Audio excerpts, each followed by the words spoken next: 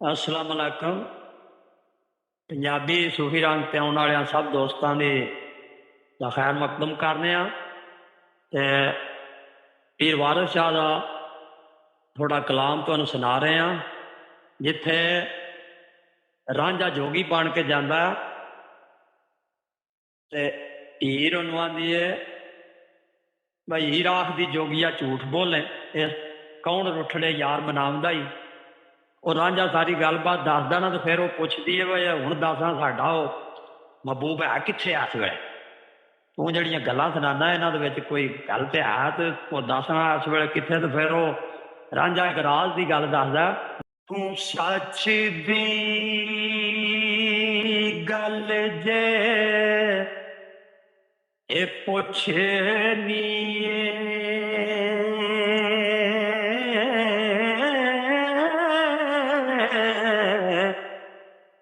ते कान ला के सुन ए मटियारी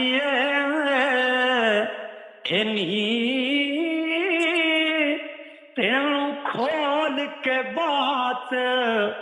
वैसनाम दा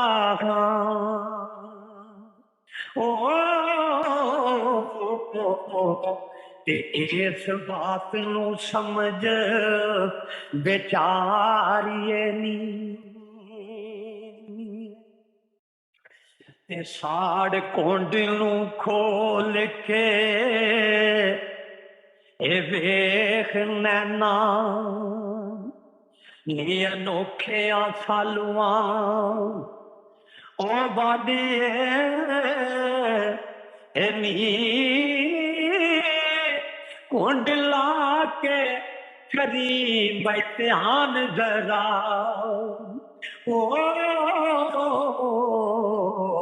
ते यार नजर आवी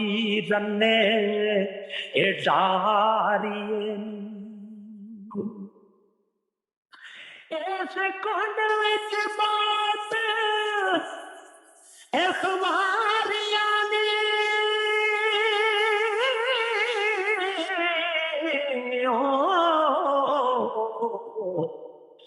ते अग ला के कुंड नू ओ साड़िए कुंड आशिका दे ए बेड़े डोब देंदाई ते लम्मे कुंड वाली रड़े ए मारिए ते कुंड उसन दी आब ए छपा लैंदा ते मैना ताड़ ज्यों पिंजरे ओ बाड़िए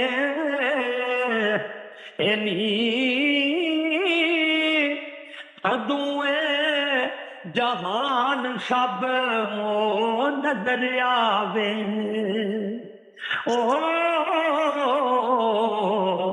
ते जदों कुंड नू जरा बई उतारिए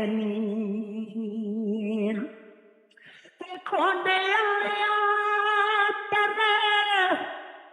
मैं सुदखिया नू कुंड मुख तूला तू लाड़िए ओ वारिस शाह ना दबिए वही मोतियां